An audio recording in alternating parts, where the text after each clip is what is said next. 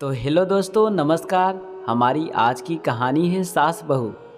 अनीता से कुछ सीखो तुम। घर कितना व्यवस्थित रखती है। माँ तो थी नहीं तुम्हारी, कुछ भी सीख कर नहीं आई हो। एक भी काम ढंग से नहीं आता। क्या क्या सिखाऊं इसे। सोचा था बहू आएगी तो कुछ तो आराम मिलेगा, लेकिन मेरे तो नसीब ही फूट गए।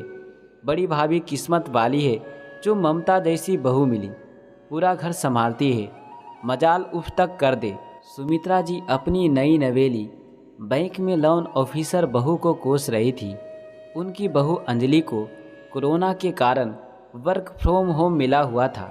जब से वर्क फ्रॉम होम मिला तब से अंजलि की ज़िंदगी में सासू माँ नाम की हल्की फुल्की धारा सुनामी बनकर हलचल मचा रही थी।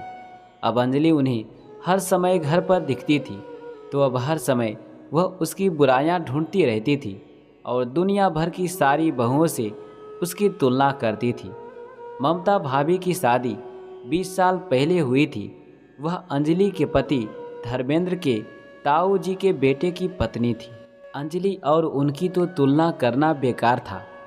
अब कोई पहलवान की द्वारा सिंह से तुलना थोड़ी हो सकती है।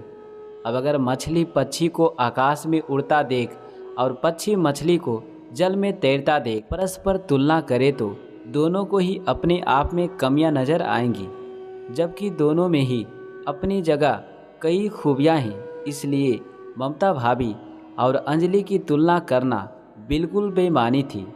तभी दरवाजे की घंटी बजी।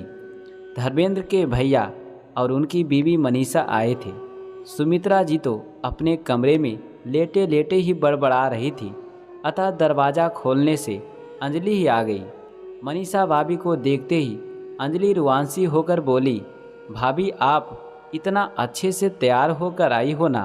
अब आपके जाते ही मम्मी जी मुझे सुनाएंगी और कहेंगी, देख मनीषा भी नौकरी करती है लेकिन कितने अच्छे से सज सवर कर रहती है, तेरी तरह नहीं जो हमेशा ऐसे ही घूमती रहती है। लोग सोचते होंगे बेचारी कितनी दुखी है, सास खूब तंग करती होगी, घर में न जाने कितना काम है जो इसे ठीक से तैयार होने का टाइम भी नहीं मिलता है। लोगों का मुंह थोड़े ना बंद कर सकते हैं। यहाँ पर तो हमारा सिक्का ही खोटा है। मम्मी जी कभी मुझसे खुश ही नहीं होती।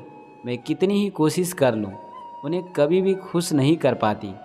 इतने में सुमित्रा जी भी अपने कमरे से बाहर आ गई। उनको देखते ही अंजलि चुप हो गई थी। मनीषा को अंजलि पहले भी अपनी समस्या बता चुकी थी।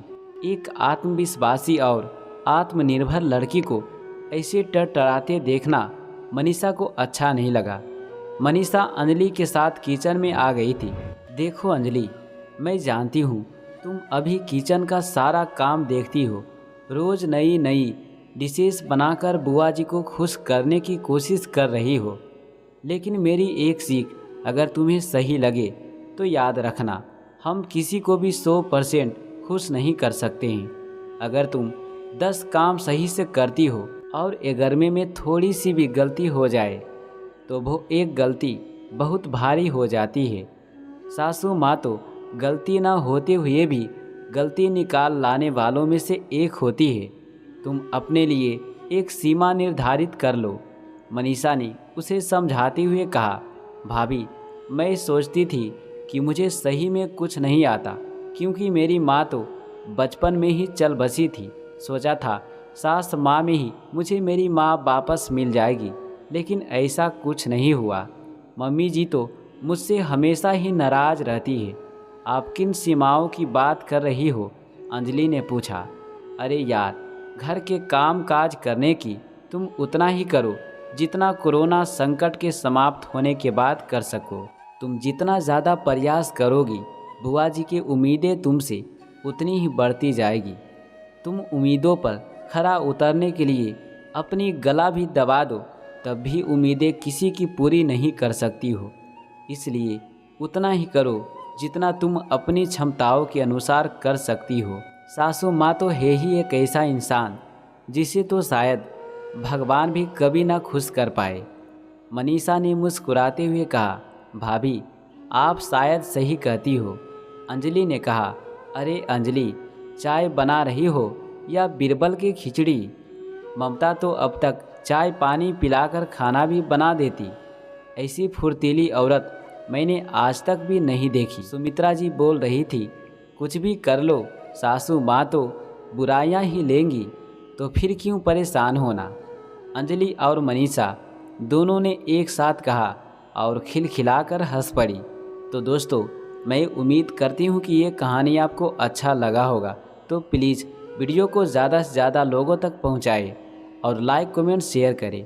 चलिए मिलते हैं अगली कहानी में। Thanks for watching.